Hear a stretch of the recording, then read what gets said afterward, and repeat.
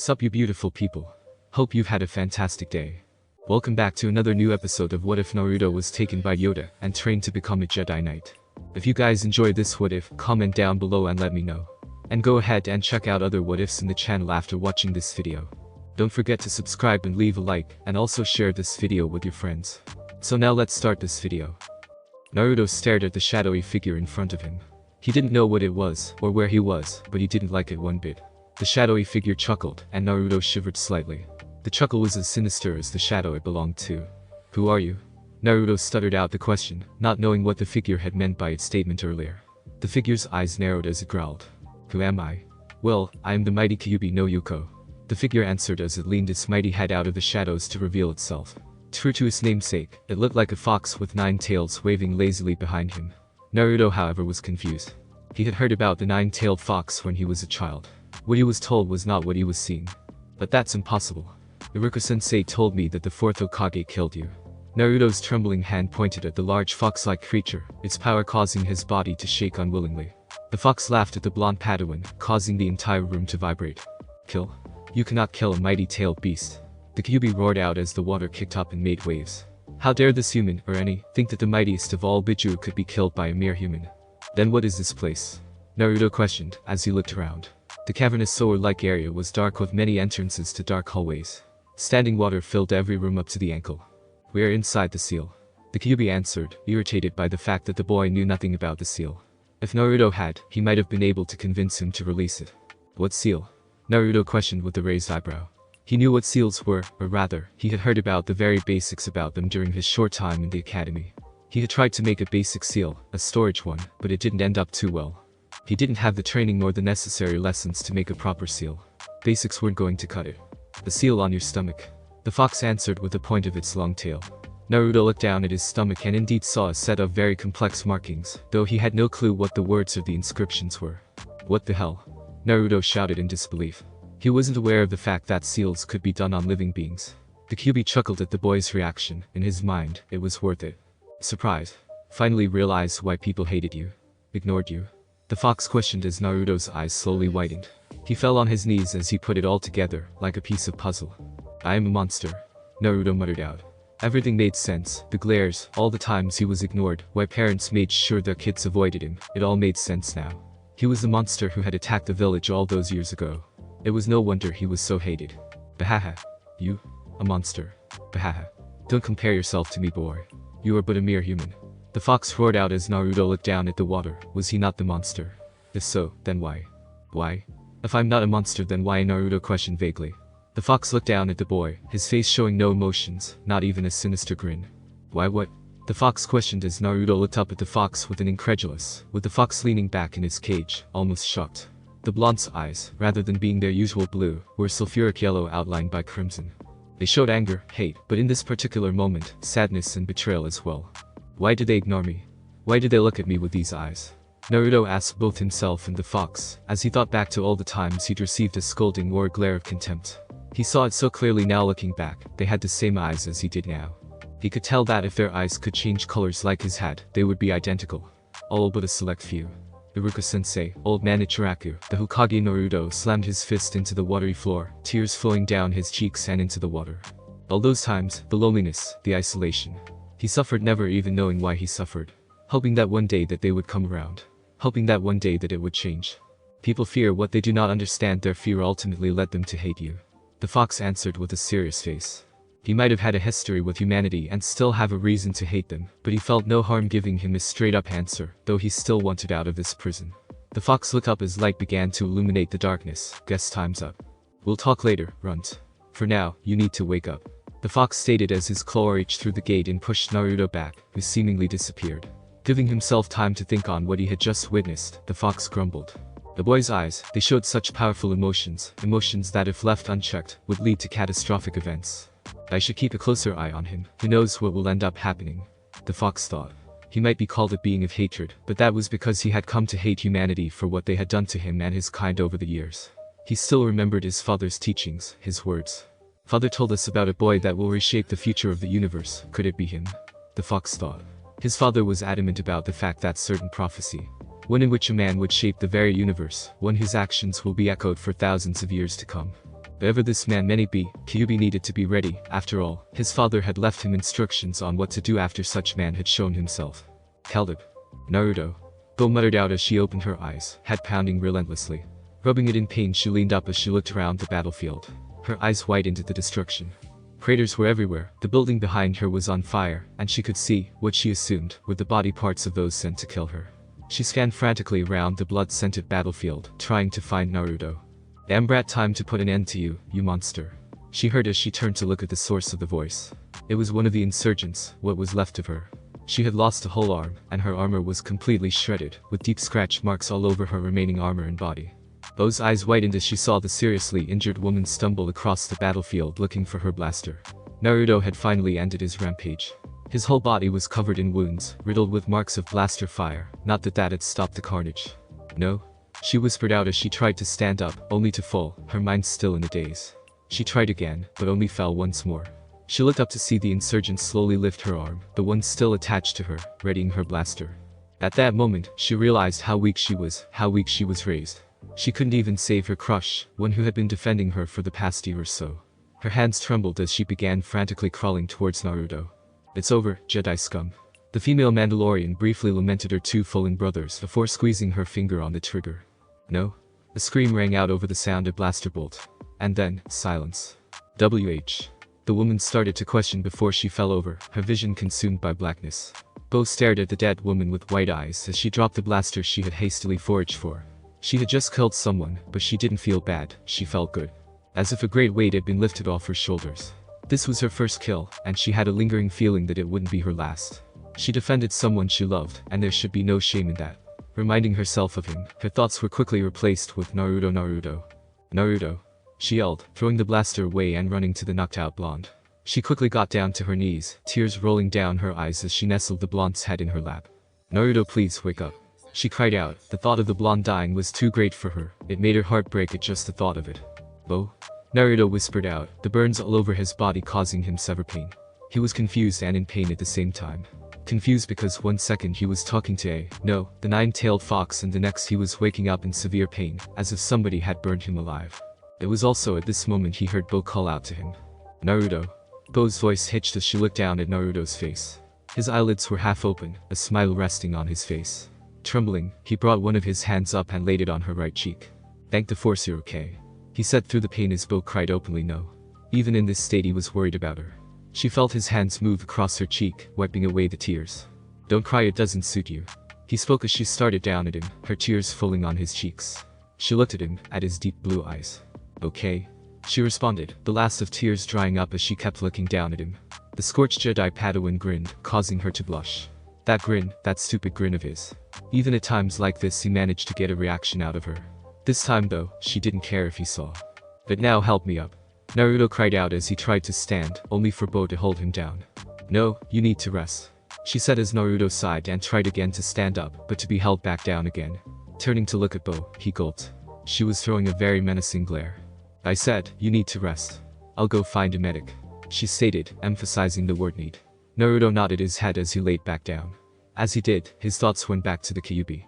All this time, the legendary beast was sealed inside of him. "Naruto, what happened?" Bo knocked him out of his thoughts as he started at her.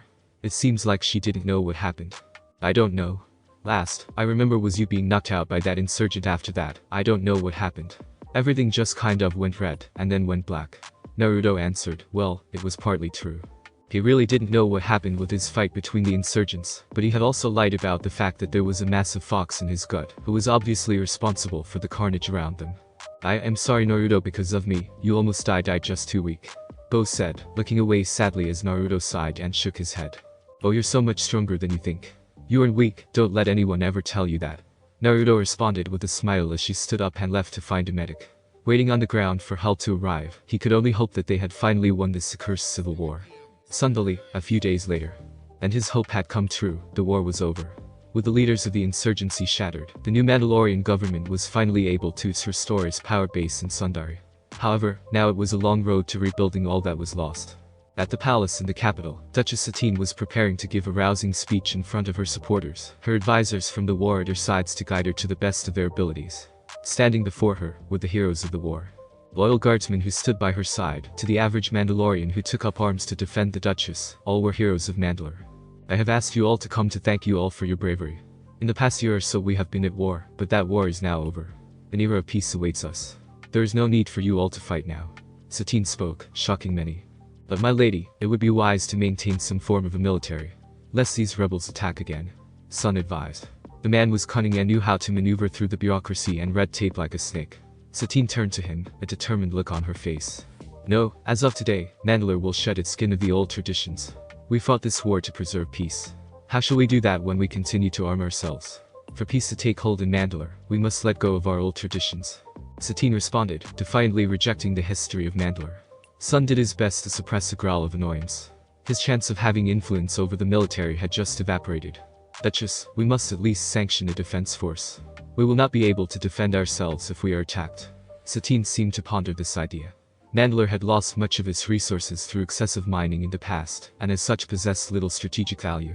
If Mandalore was to rearm, then other factions within the galaxy will surely try to intervene. If there was a defense force, it would have to be extremely small. Meanwhile, off to the side, the Jedi were having talks of their own. If this beast is as powerful as you claim, then we should step up your training when we get back to Coruscant. Maybe I can get some of the other masters to teach you some lessons. Master Plo Koon thought as he stroked his mask. After they had discovered Naruto and Bo, they wanted to know what happened, but both Naruto and Bo knew nothing. However, in private Naruto had talked about meeting the Kyuubi with his masters. Qui-Gon was the first to announce his displeasure. I knew something was off with the boy the moment I saw him. That beast is clearly linked to the dark side in some way. You heard the eyes that Naruto described. Qui-Gon said as Obi-Wan sighed. He did not know why his master disliked Naruto. Plo Koon took offense to that. I don't think so, Master Qui-Gon. The beast doesn't feel like the darkness one would classify with the dark side. It is something different. Plo Koon stated before he turned around and led Naruto away. The words of the other Jedi Master clearly disheartened the boy. Obi-Wan himself frowned. Master, we've all fought side by side with Naruto.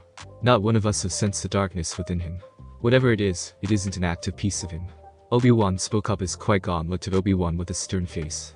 Naruto fights to protect those he cares about, not to harm others. And that is but one path that leads to the dark side. I have made sure to correct you of that mistake. Qui-Gon stated as Obi-Wan glanced towards Satine. His master did, in fact, have a very serious talk with him. The boy's future is uncertain. I can only hope that you will act accordingly in the future. Qui-Gon stated, leaving Obi-Wan confused as to what he meant. I'm sorry, Master, but what does it even mean? Obi-Wan questioned as Qui-Gon said nothing. He was sure that one day Kenobi would understand. He did not hate Naruto, far from it. In fact, the two got along so well that one might think he were Qui-Gon's apprentice instead of him. Qui-Gon was only very cautious towards him, especially with this new dark power and light. Naruto had proven himself a genius of hard work. He wasn't particularly talented with the Force, and he isn't all that smart, rather he's clumsy, but though it all, Naruto has worked harder than anyone. However, something kept Qui-Gon on edge. While the two talked, Plo Koon was having a conversation with the shirtless Naruto in private. I see, so this seal holds the fox at bay. Plo Koon questioned as Naruto nodded. The Jedi Master hummed at that. He has studied many things in his life, with the most interesting thing among them being Sith alchemy. It was an art deeply drenched in the dark side, but he could not deny that fact that it was also quite powerful. Runes were but one aspect of Sith alchemy, and these seals looked eerily similar. And your lightsaber? Plo Koon questioned as Naruto shook his head, holding up his lightsaber, trying to ignite it, but nothing happened. The kyber crystal inside it is completely shattered. Naruto stated as he handed the remnants of his lightsaber to his master. Plo Koon held the warped casing. It had many deformities on it, and parts of it were completely melted. I see. Once we get back to the temple, you will be making your own lightsaber. Plo Koon stated as Naruto's eyes widened at that. Up until now, he has still been using a lightsaber provided by the Order. Are you sure? He questioned Plo Koon, who nodded. Yes, something tells me you will soon be making one anyways. Plo Koon answered as he handed Naruto his old lightsaber. Naruto nodded as he took the destroyed scrap to see if he could salvage anything from it. Once we get back to the temple, I will have to talk with other masters. It will do you good to learn from others as well. Plo Koon stated. Naruto was a fast learner with the training methods of Plo Koon. However, it was soon becoming increasingly obvious that Plo Koon would run out of things to teach unless Naruto wanted to specialize in Form V Shin like him. With that in mind, he had thought that Naruto learning with other masters would be best, more so if the fox-like entity inside Naruto was starting to become active. Yes, master. Naruto said with a bow as Plo Koon nodded and turned around and left. He had other matters to attend to.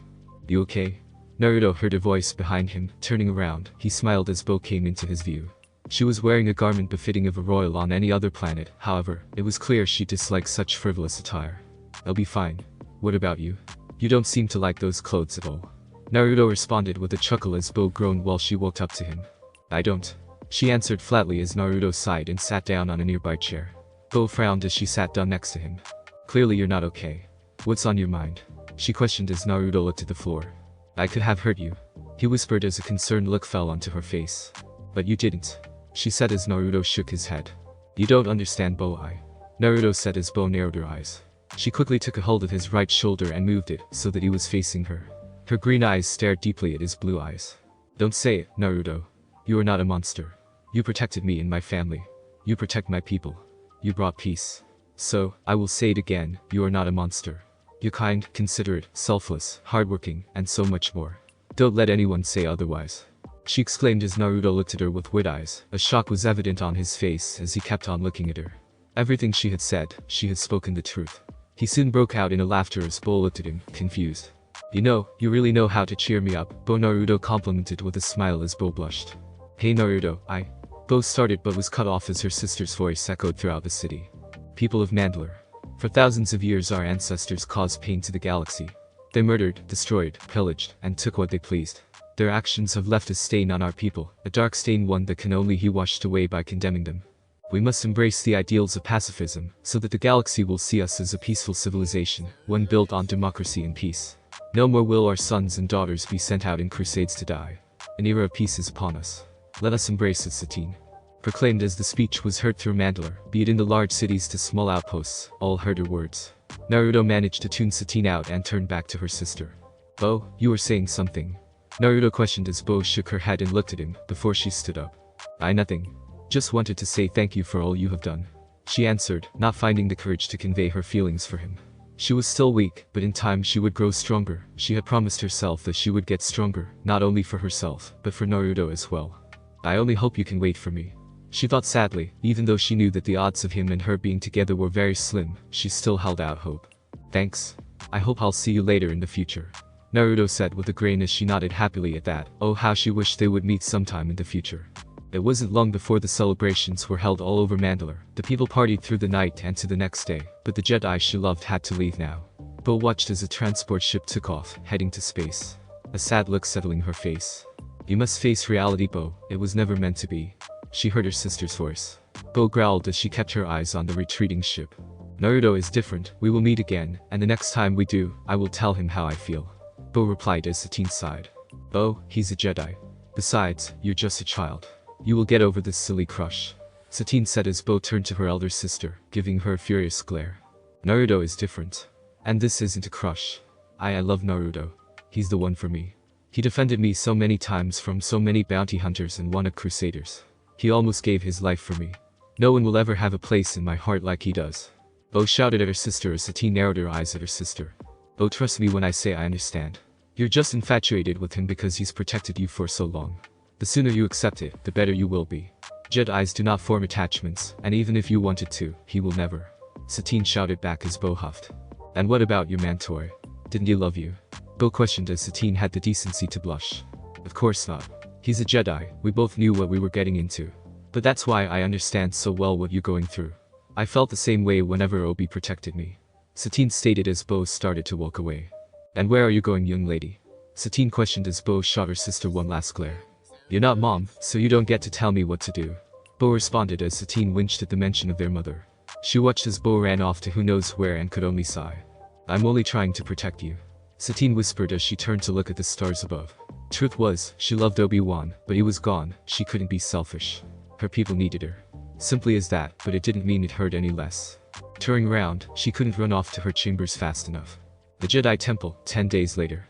Naruto sighed as he walked through the hallways of the Jedi Temple. It had been almost a week they had returned to the temple, and the talk with the Jedi Council was an eventful one. "High Council Chambers, 6 days ago. The boy should be given over to me as soon as possible, in order to better control this darkness," Master Windu stated as Plo Koon shook his head. "This isn't something that can be controlled by training. We are dealing with another entity's darkness, not Naruto's. Besides, this creature isn't even connected to the Force, so your methods will not work," Plo Koon replied. "Not of the Force?" Every master here on Coruscant felt the disturbance coming from Mandalore. How can you say that this darkness has nothing to do with the Force? Windu shot back. Windu was adamant that he takes over Naruto's training, however, he was one master that had been ruled out. Qui-Gon voiced his opinion that studying the dark side superficially or indirectly under Mace would end up endangering the young Padawan, or worse, cause him to turn to it fully. Naruto needs another master to teach him the things that I cannot. Plo Koon reminded. And if what you said is true, and I must investigate this disturbing news on Shiley, then it is too dangerous for Naruto to join me, and he must remain here training under someone else. Plo Koon stated, having felt a disturbance in the Force when they had arrived at the temple a few days ago. Train him for a time, Master Shaak Ti will. Yoda spoke as all eyes turned to him, including said master. Yoda hummed as he looked at Naruto. Training to be a ninja, he was. Similar in nature to the Togruta, they are. Train him in these arts, Master Shaak Ti can. Yoda explained his reasoning as most of the council nodded, including Shaak Ti. She had heard even more about these ninjas from Naruto. Warriors who were experts in the arts of assassination, stealth, and espionage. They were very alike to the Togrutan hunters on her home planet. After hearing this, she had become even more disappointed that she wasn't chosen to be his master. With all due respect, master, we need to focus on the darkness that dwells within the boy. Qui-Gon stated as some nodded, while others stayed quiet and observed. Nothing we can do. Up to young Naruto, this is. Believe in him, we must. Yoda proclaimed as Qui-Gon sighed. Yoda was being adamantly stubborn about this. But Master Yoda, if left unchecked, the beast within might take control. Qui-Gon stated as Plo Koon let out a tired sigh. He was getting really tired of Qui-Gon putting his Padawan down. Perhaps a second master is in order. One that can teach Naruto to find a balance with his emotions. Plo Koon stated as the room erupted into chaotic whispers and glances. Yet another master, Master Plo, surely you jest. Oppo Ancisus, to no one's surprise, held firm against any affront to Jedi tradition. Training under another master, especially whilst one's own was needed elsewhere, wasn't unheard of, but to have two masters at the same time, it simply could not be allowed. If I'm not getting ahead of myself, I believe I should take this vacancy. Kit Fisto, who had been silent the entire time, finally spoke up. All eyes turned as they considered the carefree Naruto. It cannot be so. Master Fisto, you already have your own Padawan, do you not? Ural Poof, the strange Cormian master, voiced his displeasure. Kit Fisto shook his head. My current Padawan is ready for his trials, he is ready to become a Jedi Knight. Kit Fisto stated as Oppo Ancisus suppressed his anger. One by one the traditions of the order were being abandoned. Not necessary it is, for now. Monitor young Naruto's progress, we will. Yoda disagreed, much to both Naruto's and Kit Fisto's disappointment. Can I go now? Naruto questioned. Through the whole meeting, he had been quiet, but he was getting really tired of standing in one spot. The other masters must have been too, because with his question, the session was promptly concluded. This matter would need to be discussed further in the future. Shaak Ti would still be his temporary master until Plo Koon returned from Shiley. Present day. Naruto sighed as he kept on walking, trying to find his foster sister. She was away on a mission. To do what, that he did not know, but whatever it was, it must be important. Build my own lightsaber, he said. Naruto grumbled out as he kept on walking. His master had stated that he would make his own lightsaber, but his master hadn't done anything that would hinder him beginning that process. Naruto. Just who I was looking for. He heard. Turning around, he spotted Siri in her red pilot suit, jogging towards him. Her hair had grown longer and she had tied it back into a ponytail, her Padawan braid kept separate. Me? I was looking for you. Naruto shouted as she chuckled while ruffling his hair. Naruto outed at that and swatted her hand away. Stop it. I'm not a kid anymore. Naruto shouted as Siri smirked and leaned into him, her nose nearly touching his. Oh really? Then maybe you can take me on a date, big boy. She pursed her lips into a flirty air kiss. Even though he knew he was being teased, Naruto blushed and turned the other way. Baka.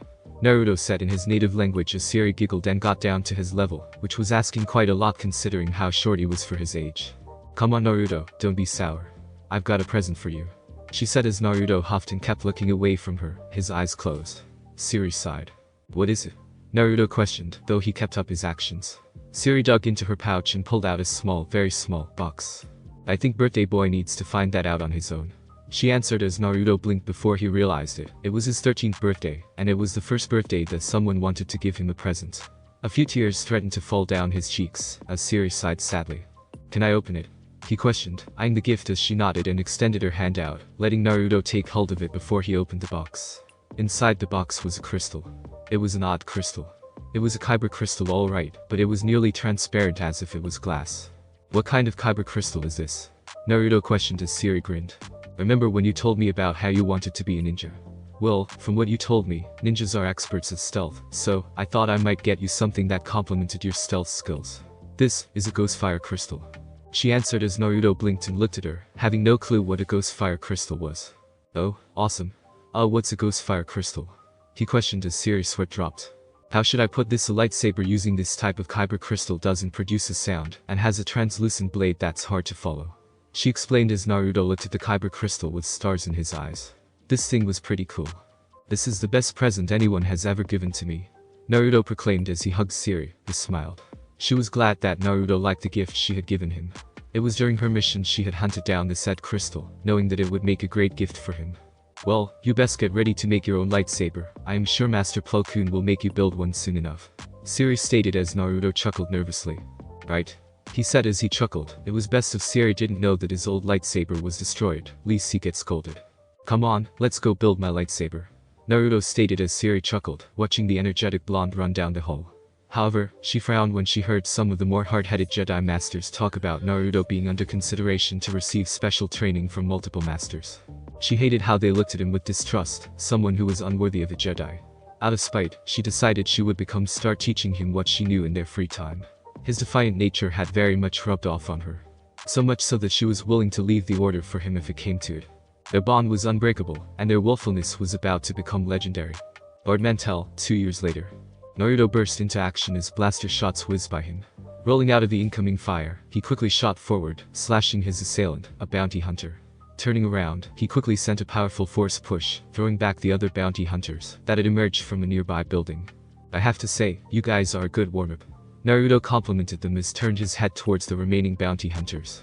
He grinned at them as he stepped forward, causing the remaining bounty hunters to take a step back. He slowly began to raise his saber, but the moment he did, the bounty hunters turned around and hightailed it out of there. Naruto recalled his saber as he pouted. That was anticlimactic, he muttered as he turned around and smiled. Ah, Master Plo Koon. I suspect that the mission is completed then, Naruto questioned as said master nodded as he approached his Padawan. Naruto had changed quite a bit during the last 2 years. At 5'6", he was still relatively short for a human, but he was a teenager and still growing, damn it. He had started to gain some muscle, but his overall appearance was much leaner than before. His intensified training contributed much to his current toned appearance. Yes, the client was escorted safely, though it looks like these bounty hunters presented a bit of a challenge, Plo Koon answered as the two walked to their ship. Naruto hummed, deep in thought. Well, they have been getting better, but they are no match for the great Naruto Uzumaki, Naruto proclaimed as his master chuckled at his proclamation while the two boarded the ship. Even though Naruto had grown, he hadn't let go of his more aloof personality. Be that as it may, they still possess a threat that cannot be taken lightly, Plo Koon stated as he sat down in the cockpit and plotted the course back home. Naruto rolled his eyes as he threw himself into the seat next to his master's. I know. Never underestimate an enemy, blah, blah, Naruto mocked, using his hand as a puppet. Plo Koon shook his head at that. It seemed despite how mature Naruto was, he always resumed acting like a child. Naruto, you aspire to be a grandmaster, no? Plo Koon questioned as the ship jumped into hyperspace. Naruto's mood turned a little more serious. Yes, Master Plo. Plo Koon nodded and turned to look at Naruto with a point. Then a grandmaster wouldn't be so easily pranked, Plo Koon replied as Naruto blinked before a bucket of pink paint fell right on top of him. It seemed like his master had left a bucket of paint in the storage compartment located directly above Naruto's seat. Naruto didn't even see his master use the force to pull the bucket out slightly, before the slight shaking as the ship entering hyperspace finished the job.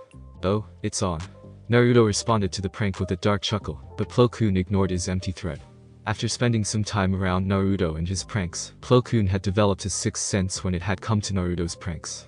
For the past 2 years, Naruto had been trying to prank his master, but he always ended up failing. It seemed like it was now his turn to be on the receiving end of his master's prank. You shouldn't make threats you can't back up, my young Padawan, Plo Koon replied as Naruto rose up from his seat to go take a shower before the paint dried. Over the years, Naruto had mellowed the Jedi Master out. He was a bit more relaxed, but somehow manages to be just as staunch as ever. Plo Koon had learned many lessons during his time as Naruto's master. One of those things were to expect the unexpected, always. Coruscant, Jedi Temple. The ship lightly shook as it exited hyperspace. With Coruscant in their sight, the ship carrying the two Jedi slowly approached the hangar of the Jedi Temple. Ah, good to be back, Naruto said as he walked out of the ship, with his master following. The two made small talk as they walked through the hallways of the temple, before they bumped into someone. Master Plo, Nair. Naruto sighed as he looked down to find a youngling, a Togruta girl. How many times have I told you, Ahsoka, my name is Naruto. Na-ru-to, not Nair. Naruto corrected the youngling, who giggled as she hid behind Master Plo Koon's leg. Nair's being mean, she said as she giggled as Plo Koon chuckled. Don't tease him, Ahsoka, after all, Nair is a big boy. Plo Koon said with a chuckle as Naruto looked at him, feeling betrayed. Not you too. Naruto cried out as the master and youngling chuckled at his expense. Naruto once again sighed. Ahsoka was a force sensitive from Shiley, found over a year ago on his master's solo mission to the planet, and she was brought back to the temple for Jedi training. It seemed like she had picked up quite a few things from Naruto. In particular, his habit of pranking others had made her quite the terror to her fellow younglings. Master Plo Koon, Padawan Naruto, the High Council requests your presence, immediately. A temple guard spoke up from behind them. Said Jedi raised their eyebrows. Plo Koon was wondering what would be so important as to summon him immediately following the return from their mission, while Naruto was dreading another lecture about his bond with his sister. Plo Koon quickly dropped Ahsoka off to her class, and the two went on to the chambers. As they entered, they saw all eyes turn to them. I was told that the council required our presence. Plo Koon questioned as Yoda hummed. There is a crisis occurring on Naboo as we speak.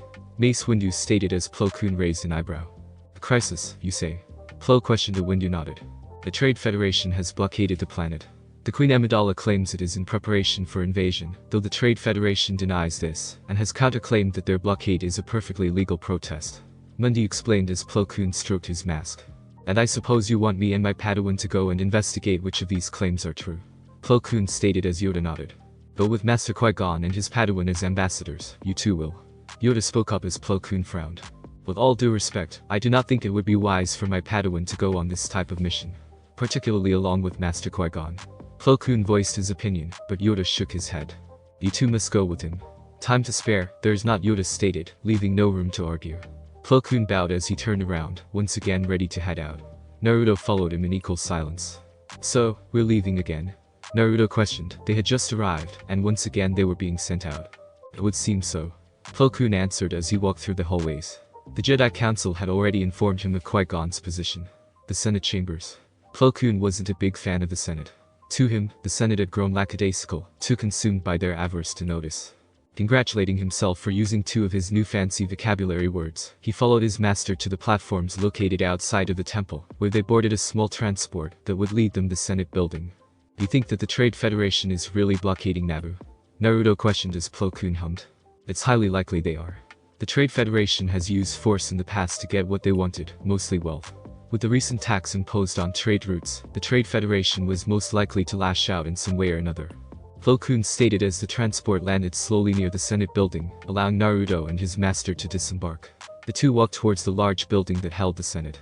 As they entered the Senate building, they spotted Qui-Gon. Master Plo Koon, I assume that the council has informed you of our mission. Qui-Gon questioned as Plo Koon nodded. Indeed, they have. Plo Koon answered as the two masters began to board a transport, their Padawans following closely. I must say, it's quite refreshing to be working with you again. Obi-Wan stated as he and Naruto boarded the ship. Why is that? Naruto questioned as he took a seat. Because trouble seems to follow after you. Obi-Wan responded with a chuckle as Naruto rolled his eyes as he set his things down. Not my fault that the Hutts placed a bounty on my head. Naruto stated. It was true. After his actions during the Mandalorian Civil War, Naruto had attracted a death mark worth a modest amount of credits. You shouldn't have fought at every chance then. If you had listened to the masters and focused on defense, then the bounty hunters wouldn't be after you. Obi-Wan stated as Naruto sighed. That was a mistake on his part. He would always go on the offensive, not the defensive. As such, he had killed many bounty hunters. The more enemies they lost, the more enemies they sent, and the more he killed. Somewhere along the way he himself became a secondary target of the hired bounty hunters, many of whom simply hunted him out of vengeance for their fallen comrades. Well, sorry for taking the initiative and striking at the enemy. Naruto stated as the transport began to lift before it shot into space. Naboo, Trade Federation blockade. As the ship traveled to Naboo, the team of 4 Jedi strategized, leaving the rest of the crew to pilot the ship. We are being sent to investigate whether the claims of a hostile Trade Federation blockade are true or not. If they are true, then we must negotiate the removal of it. Qui-Gon stated as Plo Koon stroked his mask. If the Trade Federation is blockading Naboo with ill intent, then we should be on guard. The Trade Federation isn't known to be kind in the past. Plo Koon stated as the others nodded. The Trade Federation was known to use droids as tax collectors. And they weren't exactly protocol droids. So, if they're blockading Naboo and don't want to negotiate, then we'd be some slimy Nemoidian ass. Naruto questioned as Qui-Gon frowned at the Padawan's choice of word, while Plo Koon sighed. He had tried many times to kick that habit of his out, but clearly it was here to stay. I suggest that once we land, we allow our transport ship to leave. If the Trade Federation is less than cooperative, they might destroy it. Plo Koon suggested, no point in risking the lives of the crew. You really think that we might come under attack? What harm can a trade guild do? Naruto questioned as Qui-Gon resisted the urge to fasp him. Plo Koon raised an eyebrow as Obi-Wan gave Naruto a blank look. This is the Trade Federation we are talking about. I wouldn't be surprised if they have an army of droids on their cargo vessels. Plo Koon stated as Naruto chuckled nervously. He should have known that. He guessed Siri must have forgotten to mention that in her hand-me-down history lesson about Kato Nemoidia. His sister had mentioned the fact, but Naruto simply forgot. Moving on, once we land, we're ambassadors. You two must be on your best behavior. Plo Koon ordered as Obi-Wan nodded. But what about the transport? Logically, if this does go south, the enemy would target it first. Shouldn't we tell the pilot to fly into high orbit and wait for our signal? Surprisingly, it was Naruto who asked this question. His master nodded at the answer. Qui-Gon nodded as Obi-Wan grinned. I see you have learned some battle tactics and strategy. Obi-Wan questioned as Naruto smirked. Master Shakti taught me more than a few things. Naruto exclaimed as Obi-Wan nodded at that. Indeed, Naruto had started to learn a whole new lightsaber Form 2, under Shakti. At first, he hated it, but when he sprung it on Siri in a sparring match, she was caught totally off guard, and Naruto scored several hits with his practice saber, actually winning the duel against the senior Padawan. Speaking of Siri, the two of them were quite the talk of the temple. Some of the more traditional and strict masters had called them code breakers. The fact that the two had formed an attachment made many fear that it would lead both Naruto and Siri to the dark side. Though that was yet to be seen. That is not a good idea. If our negotiations fail, that transport is our only way off the Federation ship. Obi-Wan finished as Naruto took this into consideration. To the Republic, 4 Jedi Knights were probably more valuable than both the consular ship and the rest of the crew. Naruto relented and pushed these thoughts out of his head, not wanting to think about how wrong they were. Ambassadors, we are approaching the Trade Federation ship. We need you to transmit your diplomatic codes. One of the crew members reported as the masters nodded and headed to the cockpit, leaving the two Padawans to talk amongst themselves. Naruto was tinkering with his lightsaber, while Obi-Wan observed the blonde. Naruto, why do you defy the order? Obi-Wan questioned as Naruto looked up at him and blinked. Where did that come from? What do you mean? Naruto questioned as Obi-Wan looked down at the table. His master had defied the order many times, but not to an extent that Naruto had. Master Qui-Gon disobeys the council from time to time, but his defiance always seems to have wisdom. But you willingly form attachments, yet you know what the order tells us about forming attachments. You do not control your emotions, you enjoy the thrill of a battle, and mostly, you have stated repeatedly that you do not care for the opinions of the masters. Obi-Wan said as Naruto hummed. When you put it that way, yeah, I guess I do defy the order. But didn't you and Siri have a thing for a little while, too? Naruto said with a chuckle. The two had been briefly romantic in the past, but that was a footnote in history by now. Obi-Wan kept his stern look, waiting for Naruto to stop chuckling.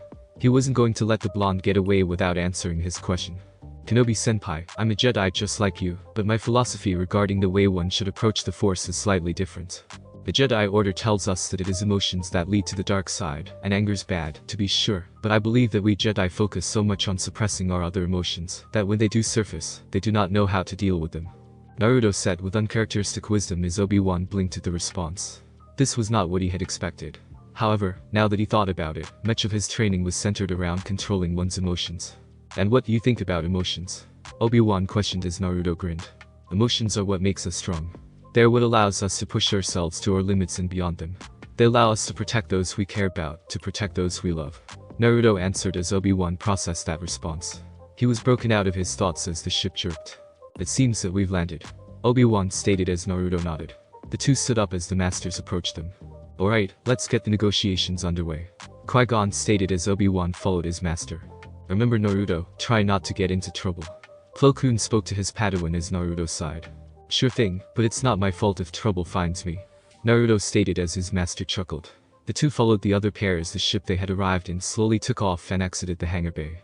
Naruto looked around, spotting a few droids and some droid fighters. For a trade guild, they sure are well equipped. Naruto whispered as Plo Koon nodded. The Trade Federation was known to use battle droids to enforce their laws and protect their trade routes. The group of 4 Jedis followed a protocol droid to a conference room where they would wait. I don't like this. Obi-Wan stated as Plo Koon hummed while Qui-Gon raised an eyebrow. What's there not to like? Qui-Gon questioned as Obi-Wan frowned. Something here was not right. Naruto meanwhile grinned. I can't wait to fight. Naruto said as Obi-Wan chuckled at the blonde Padawan. The tension in the room lessened, but Obi-Wan still had a bad feeling. Let's hope we don't have to fight. Plo Koon said as Qui-Gon nodded. They were here to negotiate, not fight. However, the Jedi waited and waited, but no one came, other than the protocol droid, who handed out some refreshments. However, as they waited, gas started to pour into the room via the vents. The group of Jedi quickly leapt into action, their sabers ignited as they held their breath.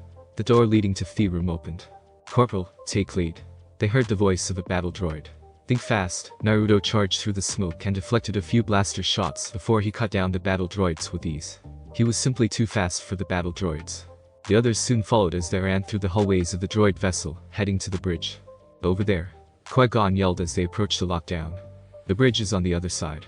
Plo Koon stated as Qui-Gon pushed his saber through, trying to cut a hole through the door.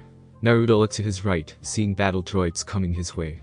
Spinning around, he began to deflect the blaster fire before he quickly charged forward, cutting down the first battle droid.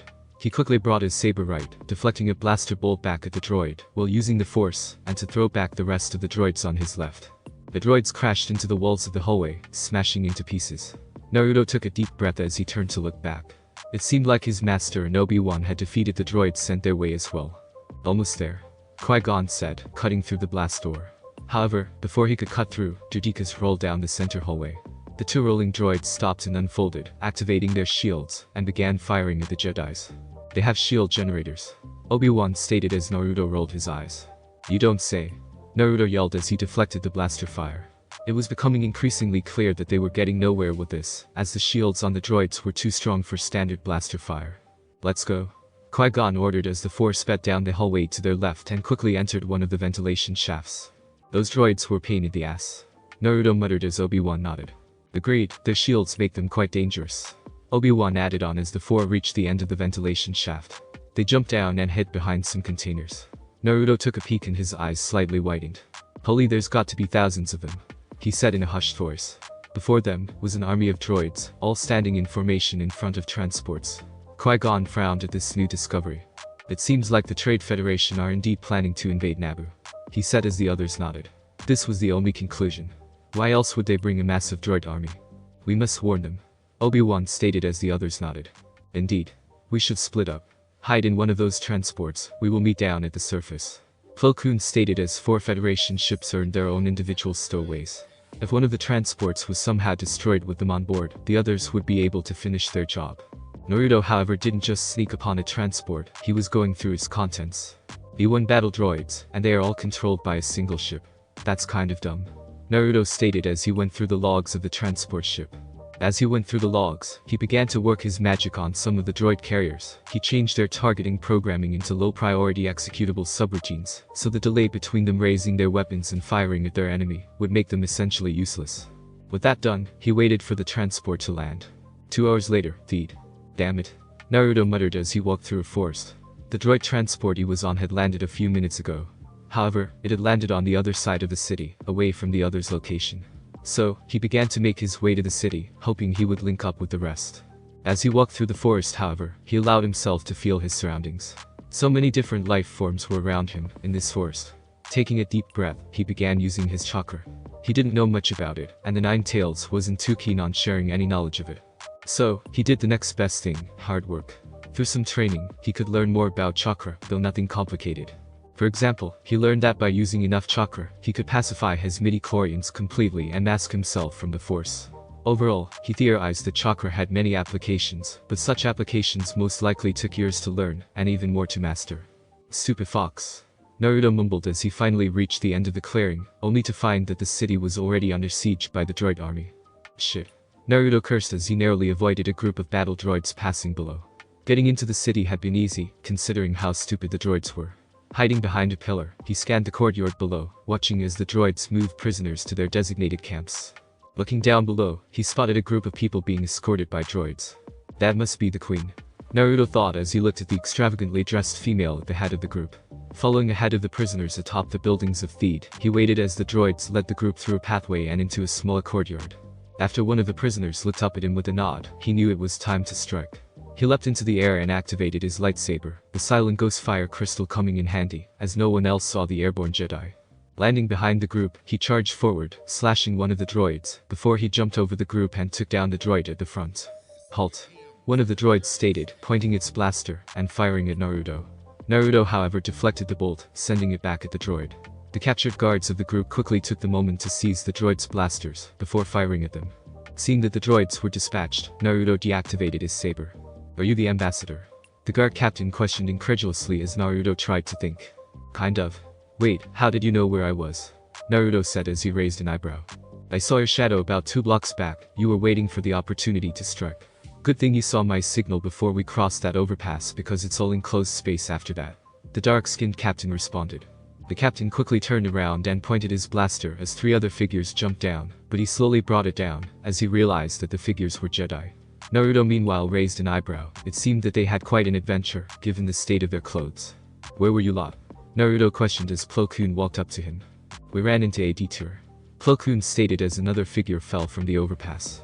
Naruto raised an eyebrow and looked behind his master to get a look at the downed figure. Is that a Gungan? Naruto questioned as the alien stood up quite clumsily. Oh, Yasa Jedis. Naruto raised an eyebrow as he looked at the Gungan and slowly nodded before he threw Obi-Wan a questioning look. Naruto, this is Jar Jar Binks. Jar Jar, this is Naruto. Obi-Wan introduced the two as extended a hand out to the Gungan. Nice to meet you.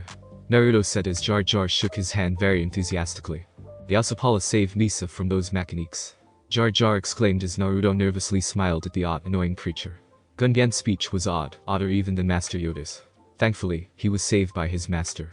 Jar Jar, can you please let Naruto go? We have important businesses to attend to. Plo Koon spoke up as he made his way to the Queen, Qui-Gon following right behind him. We are ambassadors for the Supreme Chancellor. Qui-Gon stepped in as the Queen looked at him. The negotiations seemed to have failed. Governor Seo Bibble, the chair of the Queen's Advisory Council, said as Qui-Gon shook his head in dismissal. The negotiations never took place. The Trade Federation never meant to speak with us. Qui-Gon stated as Obi-Wan nodded. This was an unexpected move from the Federation. It's urgent that we make contact with the Republic, Plo Koon added in. Well, the Trade Federation was known to be violent in the past, but this was a step too far, even for them. They've knocked out all communications, the guardsman interrupted. Do you have transports? We need to get Her Highness to Coruscant immediately. Qui-Gon questioned the lead guardsman, Kors Panaka. In the main hangar, but it's on the other side of the city. Panaka warned. Qui-Gon nodded and began to follow the group to the hangar. As they walked, Naruto took note of one of the handmaidens. She looked quite pretty to him. Walking next to her, he started up a conversation. And who are you? He questioned her. Judging by her looks, she seemed about a year younger than him. The handmaiden looked towards him and gave him a small smile. I'm Padme. She introduced herself as Naruto nodded. Well, hello Padme, I'm Padawan Naruto Uzumaki. He introduced himself as she giggled at that name. Isn't that the Orgrono word for a type of seafood cake? She questioned with a giggle as Naruto groaned. It's Mandalorian. It means maelstrom. He grumbled to the inquisitive Padme and giggled again at the Padawan's antics. Naruto sighed as Padme gave him a curious look once she had stopped laughing. Can I help you? Naruto questioned as he turned to her, causing her to blush slightly. Now that she looked at him, he looked quite handsome with his features. I was wondering, are all Jedi Padawans as young as me? She questioned as Naruto hummed. Well, all younglings have been selected to be Padawans by the time they are 13. Naruto stated as she raised an eyebrow. So, you still a rather new Padawan? She questioned as Naruto laughed. New? Nah, I was a Padawan when I was 11. Naruto stated, much to Padme's shock. She knew little about the Jedi Order and how they operated, but to send a child to such dangerous missions. Isn't 11 a little young? She questioned as Naruto shook his head. Nope. It's all about the skills, lady. I was chosen to be a Padawan early because I was so far ahead of the curve for my age group. The Grand Master assigned me to become Master Plo's Padawan. Besides, this isn't even the first time I was sent into a warzone. Naruto answered, shocking her even more. They send children into warzone. That's crazy, what war were you sent to fight in? She questioned him. How could they send children into war? That was unethical and just wrong. I was ready, and we weren't sent to fight, only to protect the Duchess. That's why they sent me. Still, one of Mandalorian Crusaders are to walk in the park. He replied as Padme looked at him as if he was crazy. Did he say Mandalorian insurgents? Then that would mean you took part in the Mandalorian Civil War. Then that would put you around you were still 11 when they sent you, she almost shouted as Naruto rolled his eyes. Why was she so surprised? The galaxy was full of even more stranger things. Yeah. In fact, I was promoted to Padawan just so I could go on the mission. So, what? The Order? No, the Force deemed me fight to fight. My master taught me that the Force has a will and it is always in motion and we must follow. He also taught me that until I embrace my full potential, I will only be a pawn of fate, never its master. And I don't plan to let myself become a pawn of fate, I will be its master. Naruto stated as Padme thought over what he had just said. She didn't know much about the Force, but hearing Naruto, it sounded like the Force was a higher power. She was going to ask a few more questions, but she noticed that they had arrived at their destination. Well, I better move up, we got work to do, Naruto said as he stood and headed out, leaving the handmaiden to her thoughts regarding the boy. He was odd, different than the other Jedis she had observed.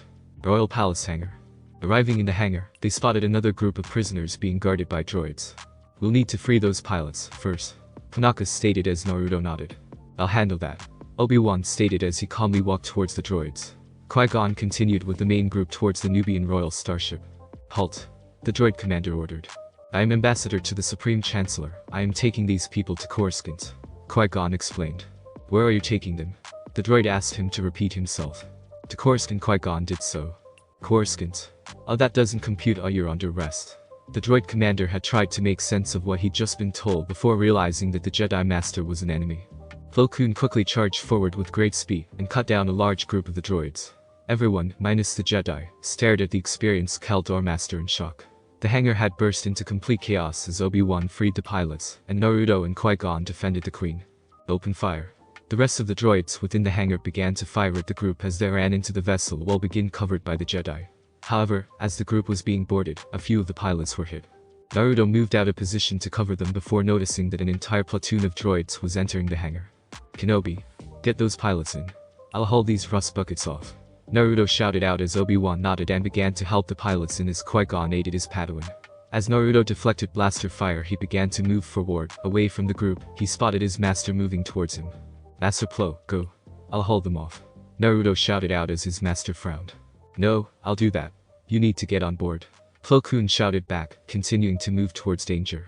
He wasn't about to lose his Padawan. Naruto shook his head, cutting down a few droids. Not gonna happen, master.